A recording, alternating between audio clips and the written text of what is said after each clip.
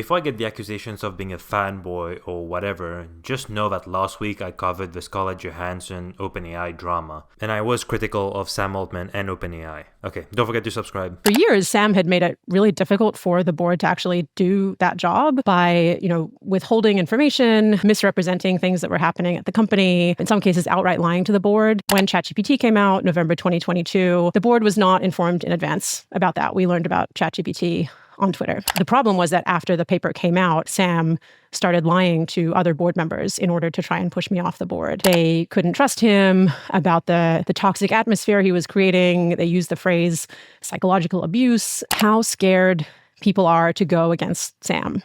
They had experienced him retaliating against people, retaliating against them for past instances of being critical. They were really afraid of, what might happen to them. So it's come out that he was actually fired from his previous job at Combinator, which was hushed up at the time. Today we're checking out the accusations on Sam Altman. These accusations come from Helen Toner. She was a board member at OpenAI, and it's that same board that fired Sam Altman in October 2023. Spoiler alert, Sam is CEO again and Helen resigned. The context to Helen is that she's an advocate for AI safety and contributed to the effective altruism movement. She's also published multiple papers on the subject, one of which caused Sam to want her off the board. So, onto the accusations. Helen starts with this. When ChatGPT came out, November 2022, the board was not informed in advance about that. We learned about ChatGPT on Twitter. And that board's job was basically to make sure that OpenAI did its non-for-profit mission. The board is a non-profit board that was set up explicitly for the purpose of making sure that the company's public good mission was primary, was coming first over profits, investor interests, and other things. So is that a problem? Clearly, OpenAI is doing really well for itself. Here's Sam's response to this, by the way. And the board had learned about the release of ChatGPT from Twitter. Is that accurate? Look, I respectfully, but very significantly disagree with her recollection of events. But I will say that I think Ms. Toner is, she genuinely cares about a good AGI outcome, and I appreciate that about her. I wish her well. I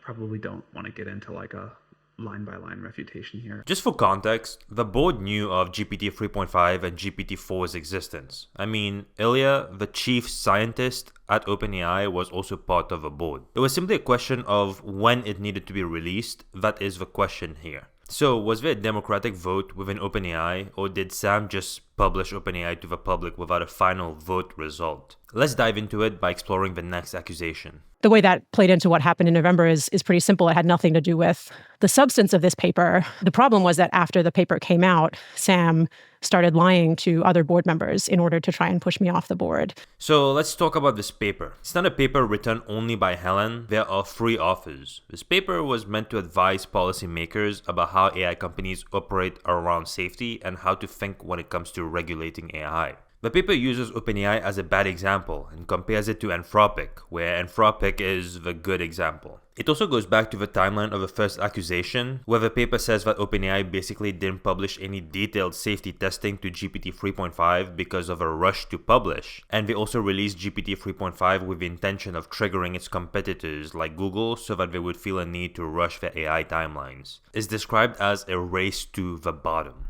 After spending 6 paragraphs bashing OpenAI's safety protocols, the paper proceeds to put Anthropic on a pedestal. Anthropic's desire to be perceived as a company that values safety shines through across its communication, beginning from its tagline, an AI safety and research company. A careful look at the company's decision-making reveals that its commitment goes beyond words. So, ouch? Yeah, Sam Altman was pissed. He was simply trying to make a chess move with the big players, but instead he was getting blocked by his own people.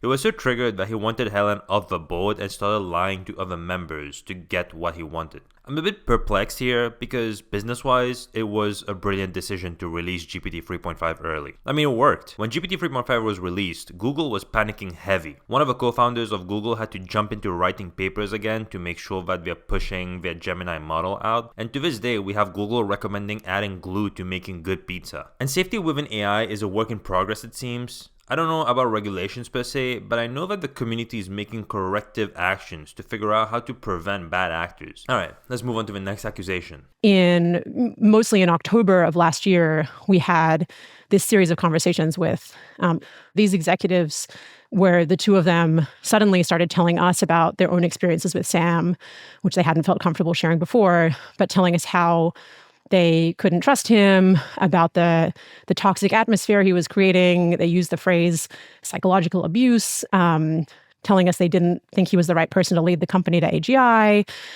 telling us they had no belief that he could or would change, no point in giving him feedback, no point in trying to work through these issues.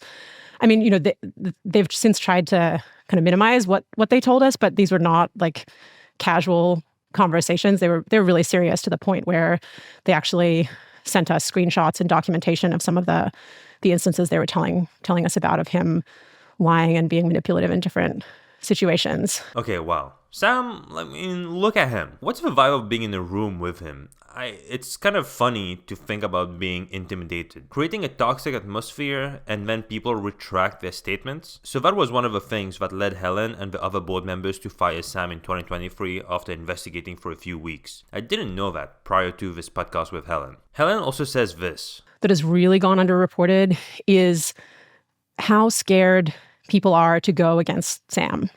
They had experienced him retaliating against people, retaliating against them for past instances of being critical.